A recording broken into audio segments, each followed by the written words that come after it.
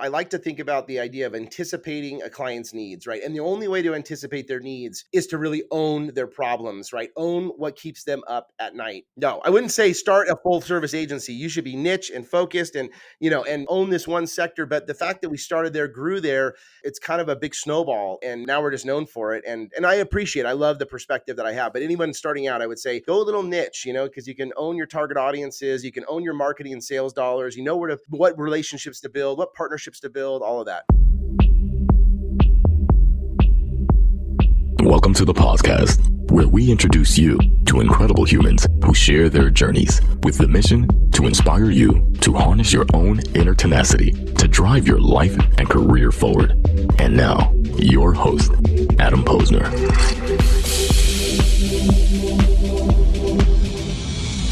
All right. Welcome back, everybody. Welcome back to the podcast, where I bring you the best and the brightest in the world of business, marketing, and personal growth to help you harness your inner tenacity and drive your career forward. Folks, my guest on the podcast today is Jarrod Lopiccolo, the co-founder and CEO of Noble Studios, a creative and digital performance marketing agency right in my wheelhouse.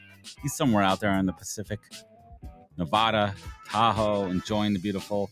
And under his leadership, the company has grown from a small startup to an international firm serving brands such as Autodesk, the island of Tahiti, Niantic, Adobe, Disney, Visa, Google, all those kind of cool companies, to name a few. He's got a background in architecture. We're going to get into that. We're going to unpack his journey and talk about all those comics on his wall. Jarrod, welcome to the podcast, man. Adam, thanks for having me. I really appreciate it. Yeah, a fan for sure. And just want to get into conversation and hopefully you ask me some questions maybe I never answered before, or drop a few F-bombs, So. No, you can say whatever you want, man. But I mean, first things first, we talked about the comics on the wall for anyone who's watching a video replay, if we choose to do that. But I like the behind the scenes offices. I love interesting offices. I have my office here. I've done the behind the scenes tour. This is my clubhouse, yada, yada. It's basically the place where my wife says, keep all your shit from college that you want to keep in your man cave. So this is my remote man cave, but your man cave here. Got some comics on the wall there. We spoke a little bit about which one's your prize one up there and why? It's interesting. Like each one, you have an emotional connection with. And when I was growing up, I was like the kid who, drew all the time, everywhere we'd go, went to school, of course, then started to get my architecture degree. But I never really read the comics. I just loved the illustrations. And then I was always thinking, read any of them. Yeah, exactly. Who reads them, right? Although my brother-in-law loves them. But yeah, and it's just so I don't know if there's a specific favorite one, but I will say that what I loved about comics when I would look at them and I would think about the artists, right? The behind the scenes people that would actually create these. And I started like just loving watching different styles and stuff. And I can relate to it because we're in marketing, right? And a lot of us are behind the scenes. And so it's kind of a fun thing to see. Everyone loves when you walk in the office. I also have a whole nother wall over here that has all camera equipment. It's like been passed down stuff? from a lot of Nikons in there, some Canons, some Pentax. You got a Hasselblad up there? There's not, damn it. That I need, because if it was up there, it wouldn't be up there. It'd be with me in the field, Yeah, so. I learned to shoot on one of those bad boys, but which one's your favorite? So I'll probably buy Pentax Honeywell, and it was because it's my first camera that I've ever like truly shot with, and and just when you're 14, when I picked up the camera and I'm like shooting, they see sometimes like you don't see the world because you're so myopically focused through the lens. I'm like, no, I'm actually seeing the world because I'm taking a moment to be in the moment to see what the hell's going on. And I just even came off of a photo weekend with 4 of my photo buddies, and we went and chased light and shot the Milky Way. Word. So where was that? We're just up in the Markleyville Sierra area. So we have some of the most darkest skies you can imagine. Zero light pollution. Oh, it's literally awesome. And on Saturday was a new moon. So that effectively means there's no moon, and the Milky Way was out, and it was just gorgeous, Yeah. There's something to be said about that, right? Like most of us live in cities. Most of us, unless you live in a rural area, it's hard to see it. But if it's a clear night and you get rid of the light pollution, it's a clear shot. I mean, we go up to Vermont every summer. We were just up there, and normally we have a pretty good sky up there, and it's almost like a planetarium. But I thought that was good until I went to Iceland, man. And then I went to Iceland, and we were in the middle of literally nowhere. And a different angle, a little bit different angle. And it was there, and it was deep, and it was vast. And like with the naked eye, you're like, holy shit. We are not alone. No, we can't believe there's other. Yeah, what's your thoughts? There's got to be some other life form out there. It's too big, right? Like there has to be. How could there not? No, I know this sounds like I'm feeding into your questions, but literally last night I went to bed, and on Disney they have this, James Webb, and they launch, the satellite, and it talks about what they Mm-hmm. went through, a 15-year endeavor. And then of course, then I started going through, and I just started, I swear to God, following the James Webb Instagram account just last night. Cause I'm like, which images are like artist renditions and what? And it blows your mind when you look at that and you just think, if we exist, there has to be others that exist. And, and I'm actually following a lot of what's going on with, Mars, and, they just found some like crystallized sulfur. And so we're getting Mm-hmm. closer and closer to finding life there. We will see it in our solar system. I guarantee you. I hope we see it in our lifetime.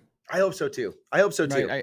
I hope we Yeah. see it in our life. I mean, I don't know how old you are. I'm 45. Like, I hope I have another at least 40 good years left in me here. I hope that we see some aliens. I want to see, and I also truly believe that they've seen them and they got them over at Area 51 over there. They got some shit. I know.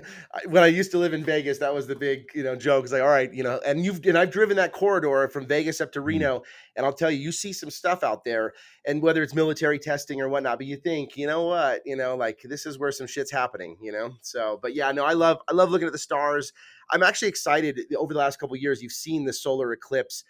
Sort of the humans are gravitating toward Hmm. this. I'm like, finally, we're looking up again. We're stopping. We're not looking at our fucking phones as much anymore. Well, maybe we are, but we're looking up at Mm. least, and we're starting to like, big, think a little bit bigger. I think there's something to that. I mean, I think, you have a marketing agency too. And this whole concept, I mean, I'm a true believer that social media is just destroyed. I look at my kids, I'm like, get the hell off the iPads, look up, Yeah, get outside, touch grass, be outside. But maybe there's something to that. Maybe like you think about marketing campaigns, how can we harness this magic of discovery again, right? yeah, Of explorers, and it's space. I mean, we pretty much covered, aside from the ocean, which is yeah, kind of fucked. I mean, we've seen things blow up like tin cans, get down. Got to take yeah. a few billionaires to die, right, to get attention. But like the space, I mean, that's the frontier, man. I know. I'm That's the excited. frontier. How do we get people more excited about that? Why isn't NASA doubling down? I mean, they're doing great work with STEM, right? But we could do Yep. more. I know. No, there's definitely an opportunity. I think the more that we get tired of social media, because you're going to see it. I mean, one of the things with my kids, and my kids are now adults. I got a 20-year-old son and a 17-year-old daughter. But, I said It's when old. they were first getting into social, I said, look, you can either be a consumer or you can be a creator, Mm, and, in order to create, you got to consume to a certain degree. But they were launching their own YouTube channels for the games love that it. they were playing and recording, and just so they can see the other side of the fence. Cause that's what we work on. We're always as marketers, we're always on the other side of the fence as creators for other brands and whatnot. And I will say, the more that they did that, the less they're hooked. They're not hooked like some of the other No, kids that never they're decided not to on the create. dopamine, the dopamine scroll. No, And it's no. And interesting then, you said that, because I think I'm going to try to do. My daughter does that. She's away at sleepaway camp now, which is great because there's no devices. And yes, we went to yes, visit her a few weeks ago, and I saw her running. I'm like, I don't think I've ever yeah, seen you run like that. She ran up a hill like a yeah, gazelle. And the other thing, my little dude's 6, and to our fault, like he's definitely over. We use the iPad. We really try to limit it, but sometimes you're as a sure, parent, you're like, I need a break, whether yeah, it be dinner. But I think you brought something up in my head. I think if I get him starting to create more, yeah, it'll reduce the dopamine. So let's. I love going off tangent there and just shooting the yeah. shit. That's Same. what the show's I all can do that about. all It's day fun long. there. Shit. So I definitely want to cover a few things here because we got some stuff Please. to talk about, and I'm interested. You're creative, connected with nature, entrepreneurial in your ways, creative with your marketing. You're a business owner, but what did your parents do for a living? Let's hit the rewind button. Yeah. Then I want to see the origins here. Yeah. So, my father he's a general contractor, but, Mm, effectively an entrepreneur. And my great grandfather, right, came over from Italy, and he was in the fields and, mm, kind of focusing on agriculture. So then my grandfather didn't want to do that. And he then went into like landscape design. And then mm. my father, ultimately became more like an architect, but at a general contractor. And that's why I was like, well, I want to be an architect. That's the sort of next evolution, right? From like working in the Yeah. fields to working in landscape to then doing building of buildings to then designing and architecting buildings. So I thought, oh, that's the evolution.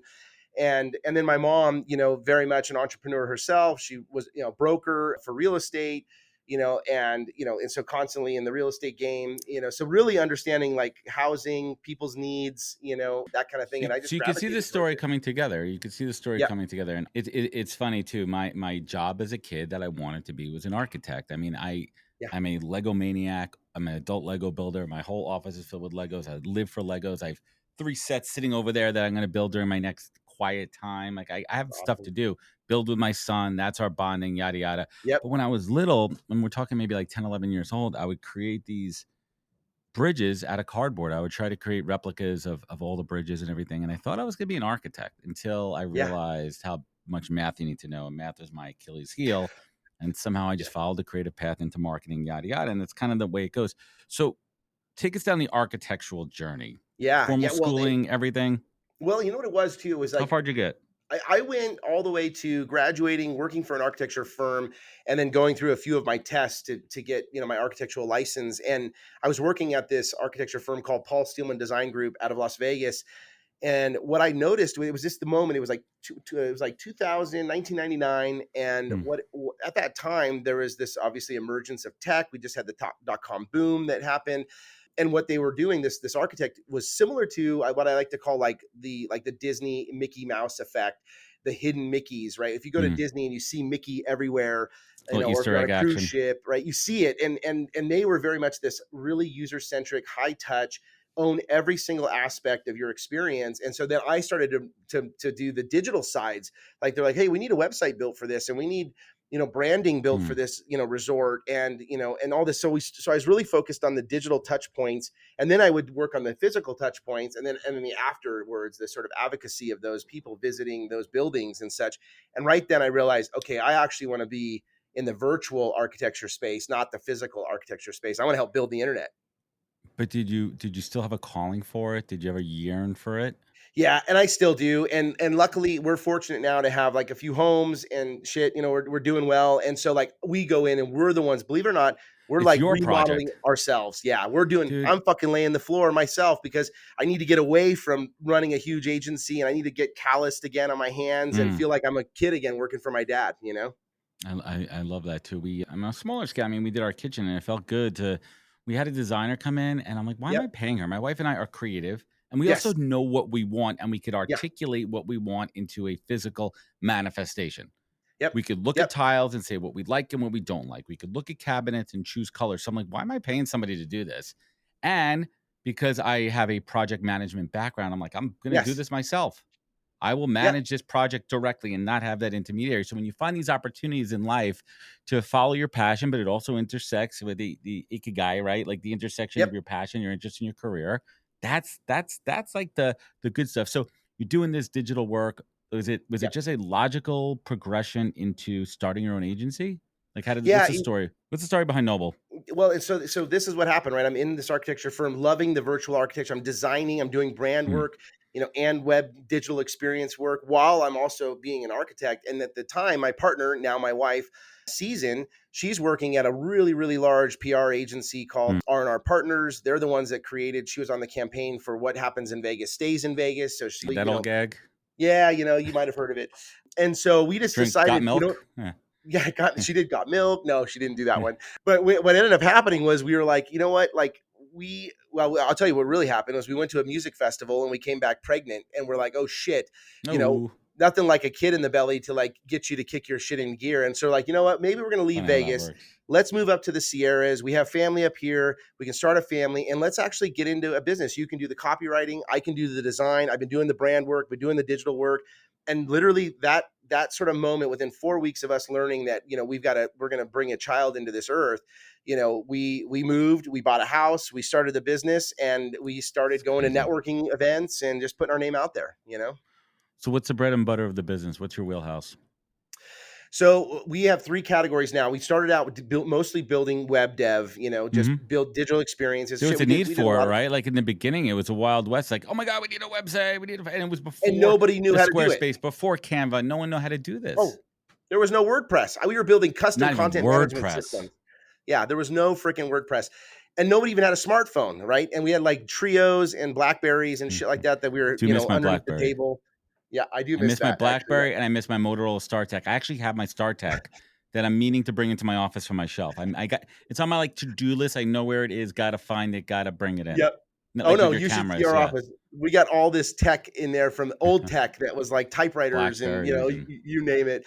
But no, it just like when we started out with web, we made our name known, and we were really working the Bay Area because at the time that was where the demand was, Hmm. and that's where the money was. So we would go over the hill. I would hunt for projects there, and I would harvest it, if you will, on the other side of the Sierras.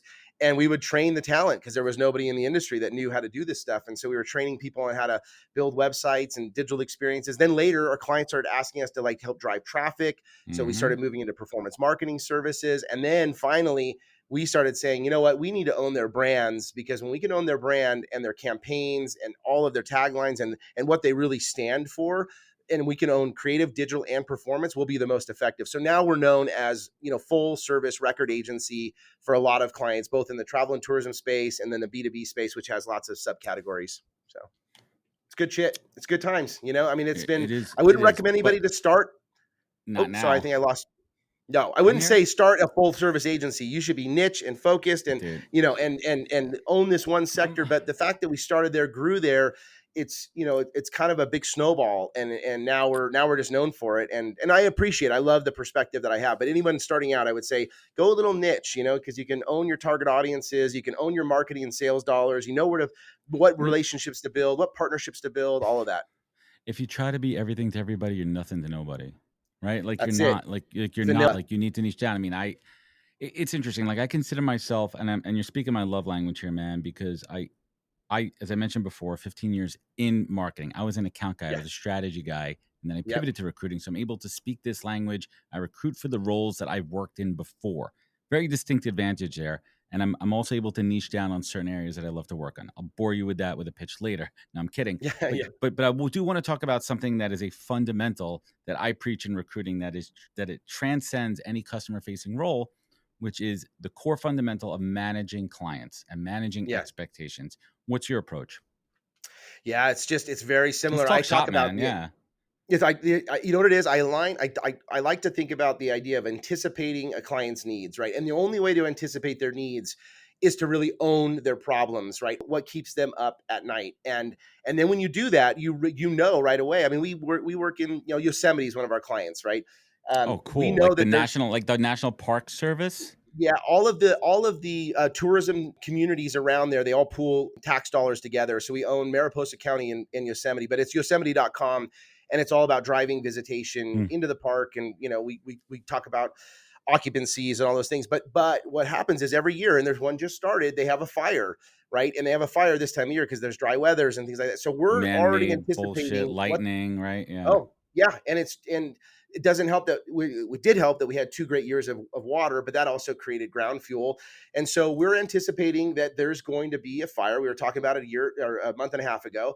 What do we do? How do we pivot? We already have campaigns set up to like We start got working Smokey with the Bear, locals. right? Like we got Smokey out Smokey the there, Bear's in our back pocket, dude. He's there. We're high-fiving. We're the smoking. OG. No, I would say this. It's about that. You got to look at your client and you got to obsess about what they obsess about. And when you do that, you will 100% always be invited to the table because you'll be solving the problem before it gets to you because you're already bringing it to the client. And that's what builds the longest relationships. How do you ensure that you and your team are not yes men and yes women to clients? Hmm. How do you establish I, yourself as a trusted consultant versus just an order taker? I think that is a major yeah. problem with any agency or client facing, but yes, got it. Instead of being like, let's pause for a second. Yep. What's the real problem here? What's the roadblock? And are there other solutions? And say, hey, Jarrod, we need this to be more red. Right. Like, what the fuck? You Like, know what? No, it more goes back to the, colder. yeah. Yeah.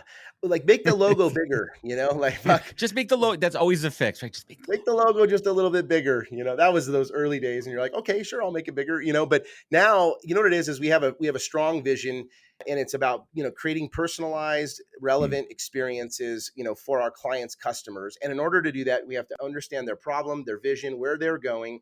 And we ask our clients before we onboard them, there's a bit of like vetting, and we ask them that, to go with us, we need you to exercise bravery, right? And that we're going to bring you stuff that might feel a little like, might out worry there. you, but we'll never tank your business, right? We're not going to bring an idea that's going to bet your business on it, but we might bring an idea that's going to piss your board off because they're too conservative, right? Or they care about some other bullshit vanity metrics or something like Right. that. And so that I think is the critical, is that it has to start at the beginning of the clients. And then when you do have a client who exhibits the asshole clause, which we literally have built into our MSAs, it's called the asshole clause. And it means that you're not treating us as a partner and you're treating us as a vendor. That's when there's crucial conversations that need to happen.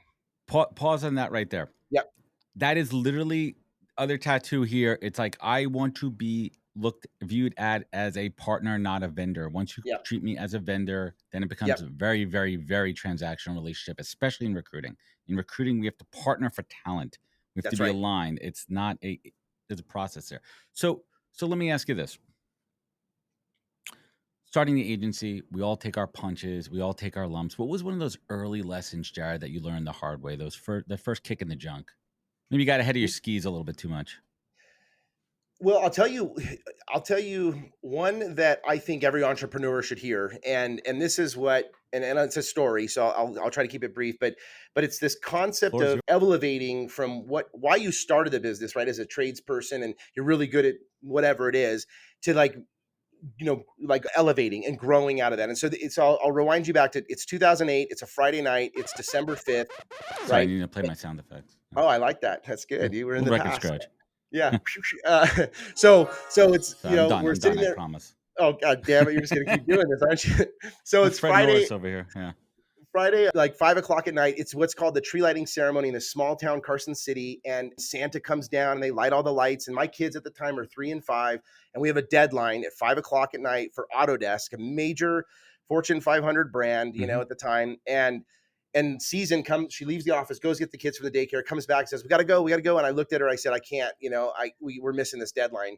And, she just turned around, welled up her eyes, turned around, walked out with the kids, go to across the street. I'm sitting there with my heart like left in my hand, thinking, what the hell am I fucking doing? And then my team swivels their chairs and they say, Jarrod, go, we've got this, let it go. Like, it's going to be okay. And it's our largest payroll client, right? You're like, and it's a big, massive deadline. And I thought, okay, in that moment, I had to trust people to like be able to do more than what I could do. I was hitting my own capacity, my own limit. And so I went across the street. I met with them right as Santa came down and lit all the lights up, and I'm crying, and my wife, were crying, and the kids are like, oh yeah, it's just crying because they're happy. But really it was a pivotal moment to say, I need to grow beyond what I used to start this business. And at that moment, I realized I had to delegate, and I had to set up what does success mean? What are my standards? What is the company's standards? And we created matrices of like risk versus employee readiness and importance of task and all this shit. And that's when we started to find our love language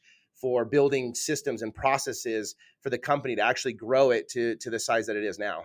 So that would be my only recommendation, is like at some point when you're an entrepreneur, you've got to let go of what got you there, and you have to like trust other people and delegate and show them what success looks like.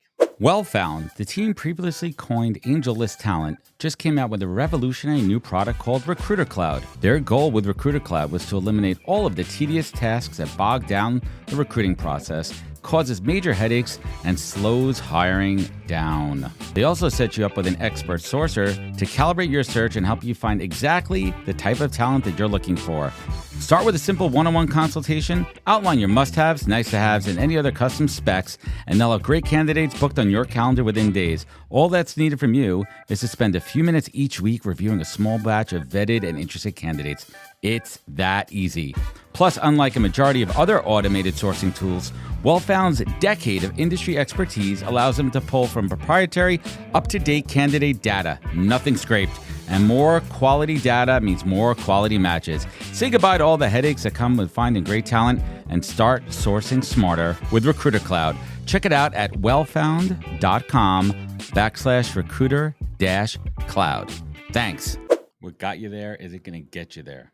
Nope, not at all. I've seen that a lot, and it deeply resonates. And you also have to be. Are you like a control freak? Not so much a micromanager, but like I know a lot of entrepreneurs that still like to be hands-on, and they need to let go so they could lead, build, and manage.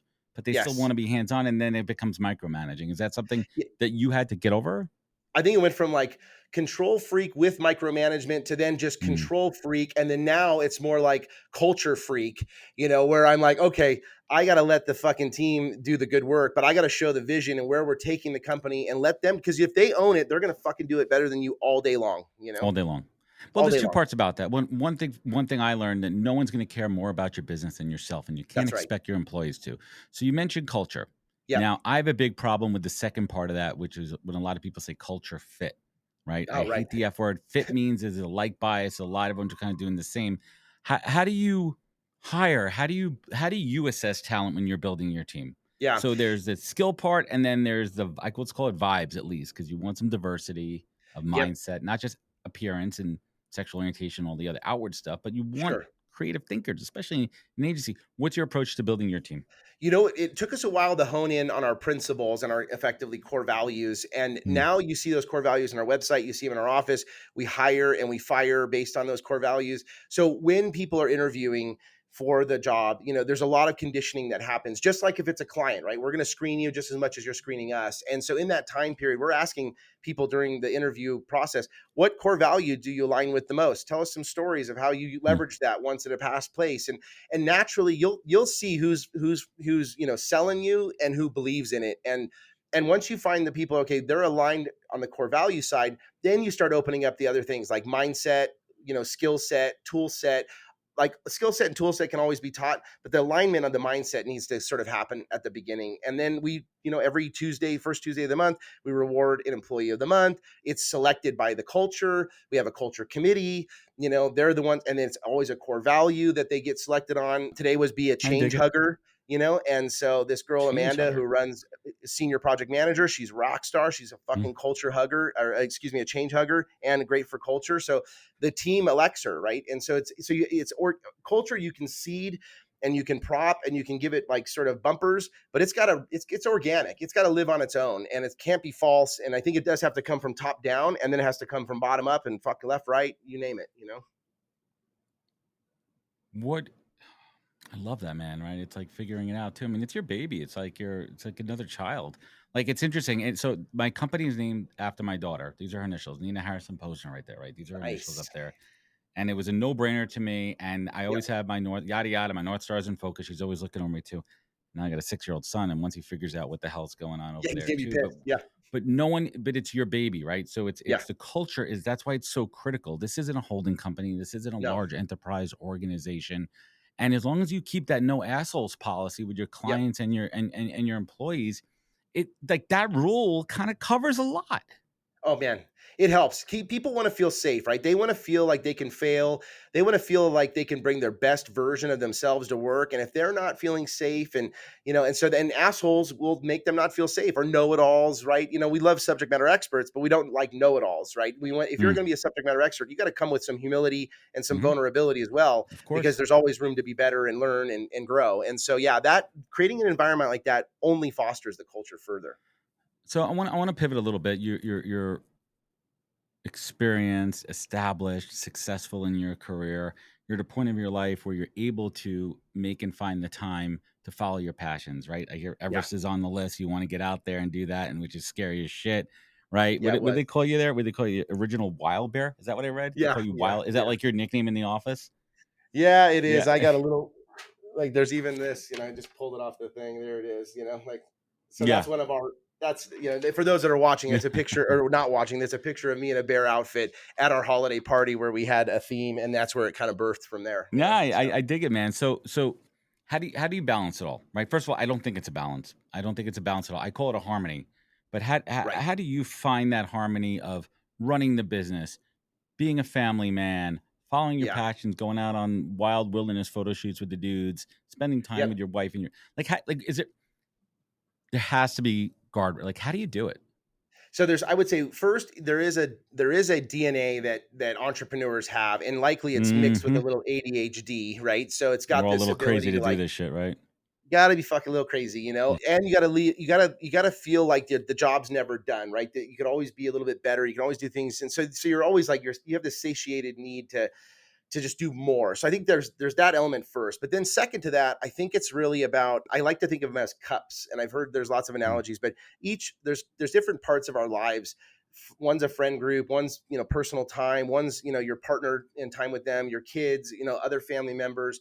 And there's all of these pieces. And I feel like you got to look at each one of those as your cup needs to be filled pretty equally. And it's sometimes one can overflow. I'm putting too Mhm. much time into work. Okay, pull it off, put some more into the family. But in general, you should look at a year and you should say, okay, and write your 10 cups down, right? This is, if you're listening, like write Mm. down what are your 10 cups, your 10 categories of life, or make it 8, make it 13, whatever it is. And then go through and ask, are we investing enough time in each one of those cups? And what I found at the early days, and this happens with most entrepreneurs, those first 5 years, you're only filling up the work cup. and you're neglecting the health cup, and you're neglecting the friend cup, and you're neglecting the family cup and all that shit. And I feel like that, is stemmed from, the sort of traditionalists in the, that kind of help, pave, the sort of economics of the US. Nowadays, everyone wants a work-life balance. And I support it, because I think you can do both. And I think you Of can course. actually be defined by your job. So many people are like, "Oh, I don't want to fucking be defined by my job." I'm like, "Well, then what? You got 7 cats? That's what your legacy is? You got seven It's cats?" funny Like, you say that, right? Yeah. you know, But some people work to live, some people live to work. It depends what I your know. thing is, and like I don't fault people for wanting to make money. What's your outlook on money? How do you approach money? Yeah, I think about money. I think about money in three categories. I think about, you need financial health, you need mental health, and you need physical health. And I think all three of those also need to be in harmony with them. But I Mm, also think about, in terms of money, I think you need short-term investments, you need midterm, and then you need long-term investments. So it allows you to, like, look what's in front of me right now. What do I need right now? I need new fucking camera equipment. I need a mhm. vacation with my wife. What do I need down middle? Okay, I need my kids to go to college. I need, I want to buy an extra property. Then really long term is like, what am I going to do when I retire? How do I have that? And so I think those are Yo. also ways to look at it. But money does give you freedom if you let it give you freedom. So Yeah, don't let it, be hold the you down driver, there. right? I Yeah. mean, so at this point, what's next? Right? Like Yeah. what's next? Like aside from your outdoors goals, let's talk about the Yep. business. What is that Yep. legacy? Like, how long are you gonna do this for? You plan on leaving it to, the kids, or are you gonna leave it to your employees? Like, what's the plan? So any entrepreneur that starts a company, you always think, oh, if I start this at some point, I'll sell it. It'll be worth something and I'll sell it. Right. And you go down this path. Oh, I'll build this inventory. I'll build this database. I'll build this product or software or client list or whatever, you name it. And then you're thinking you're going to get money one day. And I think what happened over the years is, once we finally realized, hey, we actually have money, it's no longer that. Now it's about not legacy so much. It's more about impact. And so we feel like we have a really healthy brand. Everyone that comes in touch with our brand, whether it's a client, a partner, a team member, or when they leave us, they always leave a little bit better. We're Mm, left a little bit better. And so we thought, well, you know what? Instead of us, fielding all these calls for acquisitions where we know that it's not a good culture fit, or they're going to just scrape it and try to, pull margins out of it and stuff. We're moving to the front end of this. And so we're like, we're going to move to do acquisitions. We've already opened an office in the UK. It's doing I dig it. extremely well. I have a vision that maybe one day we'll be a 24-hour agency, and that we're servicing 24-hour time zones. And not, again, it's all, and I love travel, so that would help to, like, fuel my own personal passions and Mm, the team's passions there's the overlap. for Yep. travel. Is be able to have all these different offices, people can work out of them, or geos, I should say, instead of offices. And so yeah, I think it's about that. I think it's like, we want to move towards being on the tip of our toes, leaning forward, making acquisitions, doing some mergers, investing in products or companies, and just continue to grow the brand and touch as many lives that we can positively. Truly, that's where it's at. It's no longer about, let's, sell the company, I'll jump out of the plane with my bag of cash and Yeah. float down to the fucking beach, and Golden that doesn't even parachute, exist. peace out. Yeah, Nah. peace out. That doesn't even exist. You don't even hear that shit. It's all, anytime someone's like, "Oh yeah, they sold for 60 million." I'm like, bullshit. I'm going to tell you right now, they paid this much taxes. They're on the hook for 4 or 5 years. They probably Debt. didn't get their upside. They probably ruined fucking marriage in that process. Da da da. So I'm just like, that is not on my table. I'm gonna move to the. We're gonna move to acquire. That's where we're Yeah. going. And I love that. I've seen a bunch of other similar agencies kind of taking that same approach. Like, no, we're not going to get acquired. We are going to acquire. Gone from That's it. defense to offense, right? Like, you're kind of Yep. going on that. I want to pivot a little bit and talk about your leadership journey. Yes. You are the leader of the agency. Did you always kind of have that leadership DNA and kind of goals, or talk to us about your learning process as self development into leadership and some of those Yeah. lessons that the kids out there could take home with them and workshop. Well, you don't know. It's interesting. You don't know that you're a full leader, until you actually have a team and you're sort of leading them on a mission. And there's rules of engagement and there's measurements for success. But I recognized it when I was looking back. I can recognize that I was a leader, because I was always the kid who was like, "Hey guys, let's go this weekend to go do this thing." And I was like the organizer, and I would say things like, "Yeah, well, let's get up at 5 in the morning and we'll do this." And they're like, "What?" I'm like, "Yeah, we'll sleep when we're Yeah. dead. Like, it's Yeah. okay." And so I feel like back to that DNA piece, I think, you need to, I think you can grow leaders for sure, but there's this natural, like, chemistry that exists within leaders. And then it's about harnessing it. Then it's saying, okay, you know what? My clients are no longer clients. My clients are actually the team. It's the team members and making sure that they grow into the best versions of themselves. And so when you shift and all of a sudden you worry about the team and the culture and their well-being and what that means to their personal lives or what that means to their future or economics, that's when I think you really move to being an effective leader. And I think you just defined what it means, what servant leadership means. 100%. Right? Like that's 100%. what it's about, like and coming into your own as a leader. It took me almost 17, 18 years of working as a professional to come into my own as a people leader and know what I Yes. like. And it came from working for a lot of shitty bosses, working for great Yeah. bosses Yeah. and That helps. figuring it out. And then until I owned my own business and had a team, 13, 14 folks working for me and with me, that's when it Yep. came out. Like I couldn't have sailed this ship, back when I was 22 years old coming out of college. And kudos to all those kids that start companies out of that, but you need to have the life experience, in my opinion. I know we're the I old men think in the so. room now, right? But like Yeah. most people, there are the outliers there, but most of Yep. us need that life experience. And that's really, kind of what it's all about. So like this world of social media glamorizing entrepreneurship, like what's your Yeah. what's your hot take on this? Is it all just bullshit? Well, you know what? I hate the idea, and I go back to this idea of like, only working 40-hour work weeks and stuff. I think when you are defined by your passion and you are an entrepreneur, you don't see it as 40-hour work weeks. You just see it Mm, as this is my work. life and I'm solving a problem in the world, right? There's a demand, I want to fill it, or there's a problem and I want to Mm, solve it. And so I think that, there's an opportunity for people to, in your early days, become a leader and not have to have all that experience. But it's rare. It's rare because you often find that they're missing maybe humility or empathy or mm, sympathy for others. And so there's just something like, I can see you get a lot of investor dollars. You created this SaaS platform, boom, you've got 500 employees, but hmm. you're probably not connected well to those team members. No, You don't have enough battle scars, and it could haven't just paid take your one big dues. battle and it Yeah, takes the whole company down too. Whereas it's going to take a lot to take us down. We've been through a lot of storms, taking your and hits. that's what makes a good weather, a good sailor, right? Is bad Yeah, weather, So right. Like all ships are calm and flat waters, right? All sailors are good. Whatever. Said the yeah, right exactly. way. Yeah, All ships are seaworthy in calm waters, right? The real test yeah. is when the weathers get rough. What's your hot take on AI, especially in the creative world, right? Is it going to take over your job? You're going to be out of business. Does that scare you? I was at Cannes, the creative festival, just in early June. First time we ever been there, man. I'll tell you, you want to fucking get inspired. You go around in some of these agencies and what they're creating in the world, and you're just Mhm. like, damn it, they are So on there's their still shit. the old school creative madman mentality. There's still creative shops out just doing it. It's Yeah. incredible. Yeah, the way they solve problems is just incredible. But I remember hearing this lady, she was the CMO of Autodesk, and she said, how many of you are worried about AI taking your jobs? And a few people raised their hands, and she's like, okay, she's like, well, you have to not worry about AI taking your jobs. You have to worry about the agencies that adopt AI that will take your Of jobs. course. And I thought that was such a distinction because we're running at this thing. I mean, when AI first kind of showed up in October of 2022, we were like, okay, let's get a little close to this. By January, we had formed an AI task force. We had built a matrix of the tools that were out Mm, there. We involved our legal counsel to talk about terms of use so we can communicate that to our client. We opened up an innovation budget that allowed people to experiment with tools. We bought, subscriptions for these tools. And then now every single month, we have a show and tell on that. We call it the first Tuesday of the month is our Tuesday studios. So, mm. connects to Noble Studios, and everyone show and tells what the hell they're fucking doing with AI and how it's either making their product better, right? Yeah. And I say it all the time. Use it as a tool, not a crutch. Use it to support It's you. Use it to totally make you that. faster, more efficient.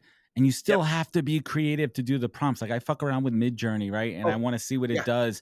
And it's a prompts, and you can't do basic shit. You got to go deep on it too. Let's bring it home here, Jared. This has been a great chat, and we could probably do this for hours here. I know, I know, But I in know. the I love it. end, Thank you. I talk when I talk shop about podcasting, you have to keep your audience in mind.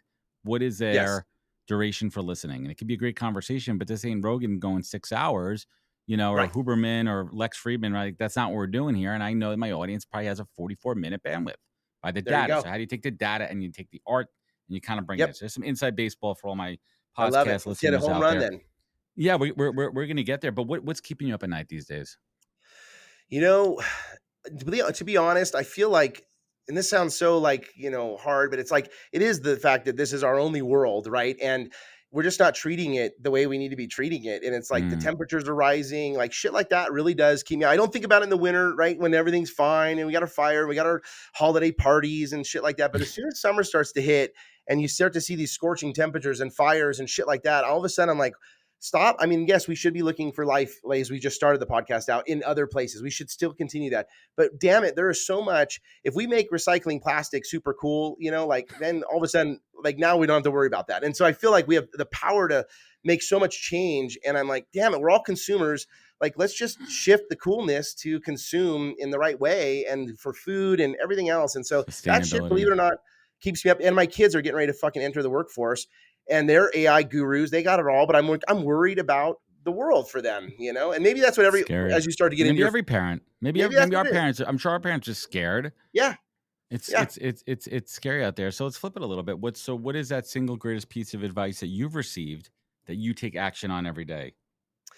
You know, I remember once an advisor once told me, he said, you have to stay curious until you're dead, you know? And what that really meant was, you know, always see from other people's perspectives, know that you don't know everything, that you can always learn a little bit more. And so the one mantra, if you will, that I always go by is if you ask for advice, you often find money. And if you ask for money, you often get advice. And what that means is when you're asking for advice, you're staying curious, and people want to attach themselves to people that are curious and that see opportunity and seek opportunity. And you want to just be around that. If you're asking for money, most of the time people are going to find a way to distance themselves from you and, you know, give you advice so you don't come back to them. And so I just say, stay curious, you know, lean into shit.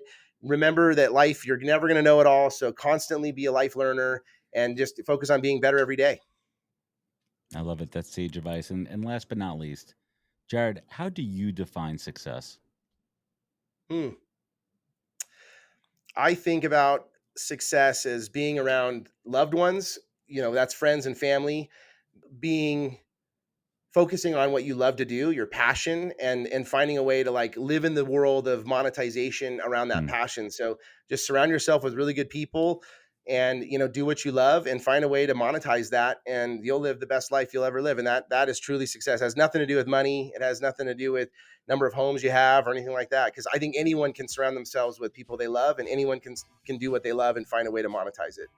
Amen. Jarrod, this has been a good one, man. I love our chat when I could just free ball it, right? Like just I got no pants. I got no pants on, brother. Yeah, either do I. I'm like Donald Duck over here. Like you don't even know what's going on. But this other thing, hold on, have you seen this trend of raw dogging long haul flights? I have. Nope. I'm hard pass for me. No. If we had time, I would share a photo. I was just flying over, literally when I flew over to go to Cannes, and there's this dude, and he looked like he was out of the Mike Tyson Punch Out, this big egghead, and he just sat there the whole time, just staring. And I was like, at the map, right? Was he even staring at the map or nothing? Nothing, just staring, just dead. And I'm like, what is that, dude? Is that like a meditation thing? Or is that like a rite of passage? Our partner brought this up. He goes, oh, he's probably raw dog. And I'm like, what the hell does that mean? You know? And he tells me this. And I'm like, that's fucking weird. I couldn't do that, you know? Yeah, I'm not doing that, but we could talk forever on that. Jarrod, I want to thank you. I want to thank you so much for joining me here. I want everyone to check out Noble Studios, NOBLE Studios.com. Check them out. They're doing great work. Connect with Jarrod on LinkedIn. Anywhere else? Where could they connect, follow? Just check me out on LinkedIn. Give me a direct message. And I always say, don't sell me shit the first time, you know, but you can the next time. But let's just connect as humans, you know? So. That's how we do it, man. That's how we do it. And everyone listening, if this show resonated, leave a review. Rating goes a long way. Sharing means caring. You know where to find out more. Come on over to thepodcast.com. Follow us on social media at NHP Talent. Remember, be good to yourself, be better to others, and catch us next week for another great episode of the podcast. Take care, everybody. Wisdom is forever, but for us, it's time to go. Thank you for joining us. Luckily, we'll be back with our next episode soon, jam-packed with more incredible humans. Thank you for listening, subscribing, and sharing. To join the conversation, search The Podcast on LinkedIn. And to catch up on past episodes and more info, please visit www.thepodcast.com.